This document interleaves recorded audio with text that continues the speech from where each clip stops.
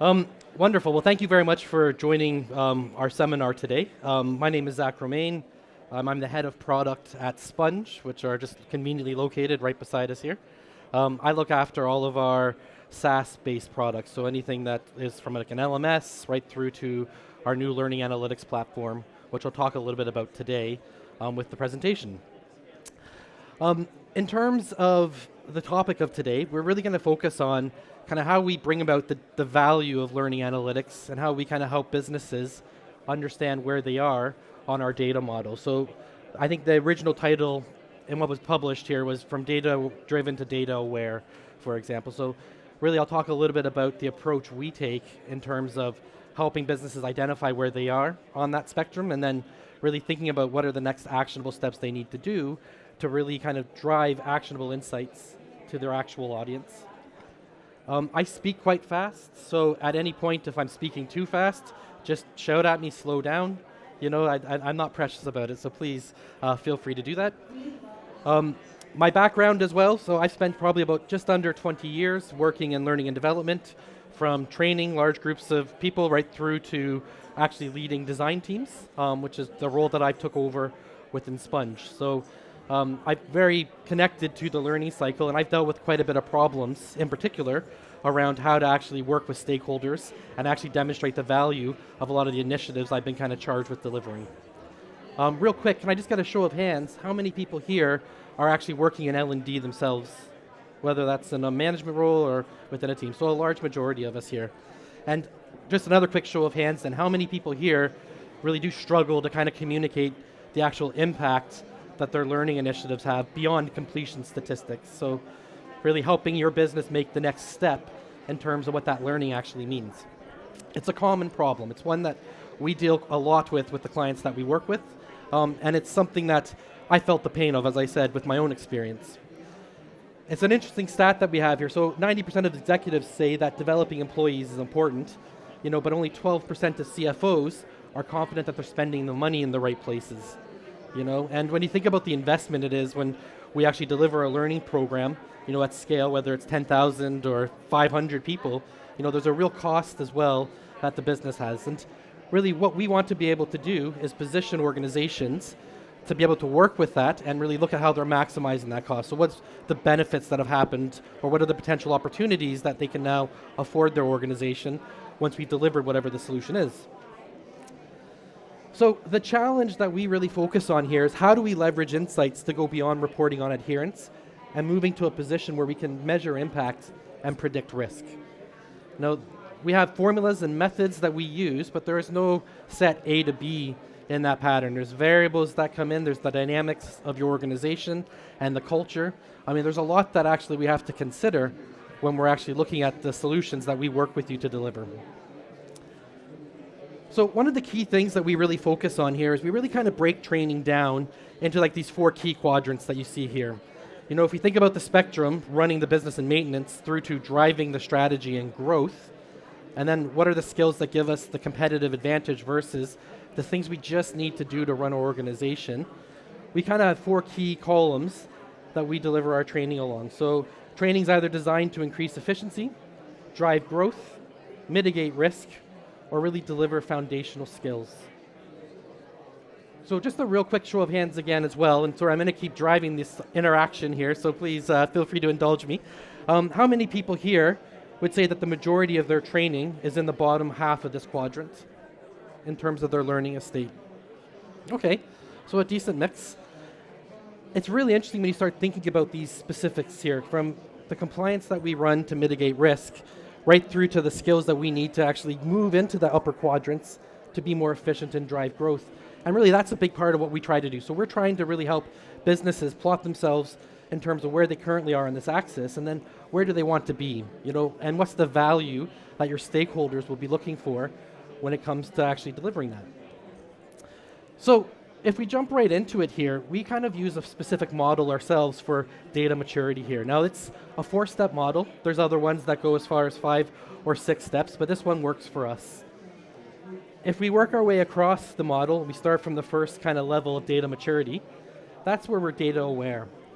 And many organizations are actually at this stage here. So this means here that they're tracking data, right? But it's manually compiled in a non-standardized way. So an example of that could be that you've got an LMS that you're using, tons of fantastic data that it's actually producing, but you have to spend hours manipulating Excel reports or raw data files to try and pull something meaningful out of that. Data where organizations as well often find themselves in a situation where they've got a lot of data that they don't know what to do with either.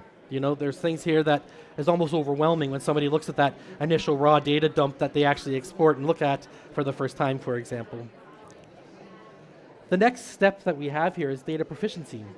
So this is where we see businesses developing a more sophisticated approach to using data and report it in a standardized way. So this is often where they're using a suitable platform to do so. So in terms of this, you have LMSs, and we see a lot of LMSs really kind of stretch to this space here.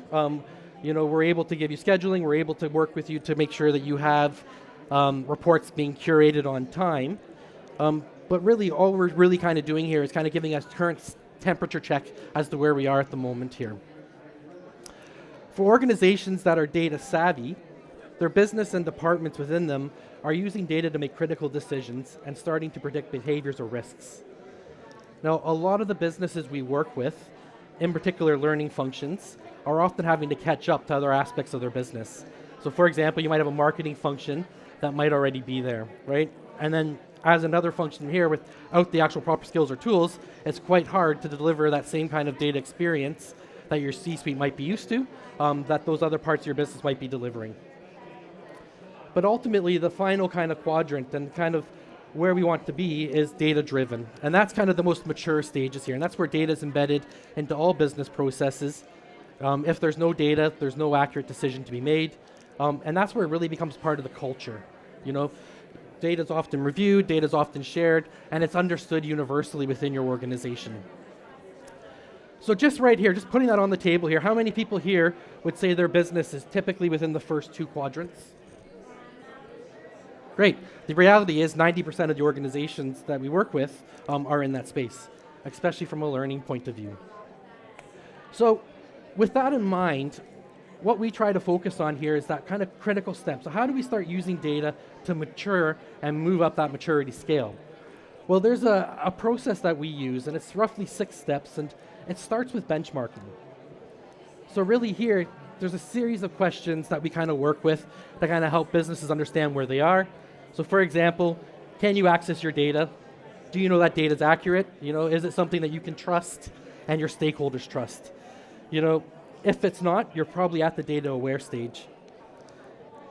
If your data starts to answer performance questions and really starts helping you build a bit more of a profile in terms of your learning populations, you're probably at the data proficiency stage. Now, is your data helping predict human capital risk? So are these trends allowing you to start identifying some key talent initiatives that you should be undertaking within your organization? If you're not, you're probably at between data savvy and data proficient.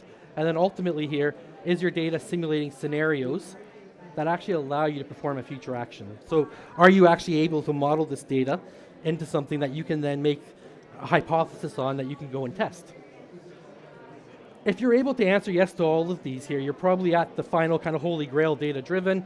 You probably have a really good comprehensive process right off the bat, and it's very rare that a business gets to that actual stage. So really a big mission for us at Sponge is how do we deliver world-class content, and how do we underpin that with really good data and tech to help you kind of navigate over a period of time. And if you think about it, learning is not a one-and-done situation, right? Learning is a life cycle, right? We implement a program, that program will be re-implemented, and it will continue to live as it continues to move and develop in your organization and grow. So really it's about how do we shift, reflecting the past to the future. So this is an experimentation cycle that we kind of use, and it's one that really helps outline kind of 6 core steps to growing your data maturity. And it follows a typical experimentation cycle from really understanding your problem to working on solutions right through to implementing the actual solution and learning from it. So step 1 does start with that honest benchmark. And you'd be surprised how hard that is for businesses to actually do. You know, one of the key things that I'd recommend anybody going through this process is that you really challenge yourselves, right? Can you actually prove it with the data that you have? You know, is that data truthful, is it not? You know, where are you actually on that scale? And then start thinking about, well, where do you want to be? And really everything you should be designing from your implementation of your learning solution right through to how you're going to work with the business after it's developed should consider that destination. So if we do this, will this actually meet the criteria or characteristics of being data savvy, for example? Step 3 is identifying the skills you have and need and where the gaps are. So what are the things that we need to plug in? How do we need to build your team, or where can we replace that potentially with technology? And then we start prototyping. We start getting something here that we can test. You know, you might roll something out with a certain group of users, or you might actually just go in full scale and launch your program if you're confident in it. And ultimately you come to that final stage where you capture results and make recommendations. And here is where you actually look at it and say, do we pivot? Do we need to make any changes based on what the data is telling us? Do we need to ramp up our efforts and persevere and keep going on? You know, or do we actually need to just, like I said, continue to work within these changes and really look at where is it potentially that we're failing, and do we have enough data? We might run that over a period of cycles or months, for example, to kind of see what we come up with there. And throughout that entire process, what we really try to encourage businesses to do is overshare on what you're actually learning. You know, when you deliver an initiative, it might not hit the mark, that's not a bad thing, right? It's what are the next steps on the back of it. We've invested X amount of thousands of hours on delivering something, and we've got good evidence that this worked. However, here are our gaps. You know, how do we then form next steps to be on the ball, moving forward, and making sure that we're supporting the people that are going through our learning initiatives? So with that in mind, you know, there's lots of different things that you're going to come across when it comes to actually handling barriers to analytics. I won't read every single one here, but I'll give you kind of a flavor of it here, right? So our whole business might not be as mature as they need to be with data, right through to the tools that we actually have in the tech landscape. They're really hard to use, or I'm overwhelmed because there's so many systems that we actually work with. Right up to we're stuck with SCORM. And for those who don't know, that's a package file that learning content is actually delivered in digitally. You know, and this traditionally gives you very standard kind of adherence metrics, for example. Or we have so much data that we don't really know where to start. Are any of these problems, would anyone kind of pop their hand up and can they empathize with any of these problems within their own organization? Yep, great. The cool thing here about all this here is each one of these problems can actually be solved, right? And this is where we work with businesses here. So we really try to give ourselves what we call our approach to measuring impact. So how do we work with you to navigate not only through these barriers, but create a cycle that you can continue to work off of and use throughout your business. So I went through quite a bit of a technical approach to discovery, but here's how we simplify it and we really make sure that we work with organizations to really deliver it. And it starts with discovering and launching. So, you know, how motivated were your learners? So how many of them are actually engaging with it? Where are the gaps potentially with where they're not engaging with it? How do we immerse and engage, you know, with your actual audience? How active have they actually been? How long are they actually spending on the learning? And how is it actually being received? Right? These are all points of data that we're really trying to drive to help you build that picture. Once we've actually developed that picture, then we go into that whole learn and apply phase where we work with you to really understand what are the knowledge and skill gaps in your audience, what is their confidence in the actual activities. And some of these are really quite important benchmarks that we try to build into the solutions that we actually deliver. Right through to that impact and advanced stage. So how is the learning affecting real changes and results? And what can we learn and improve? And this is a cycle, as you can see, we continue to repeat itself here. So we deliver a first range of training solutions within your organization. We understand kind of where the impact and advances we're helping you share and build that knowledge within your organization. And then we move right through again to, great, what's the next step? What does the next level of what we're delivering actually look like? So I'm just gonna get a quick drink here.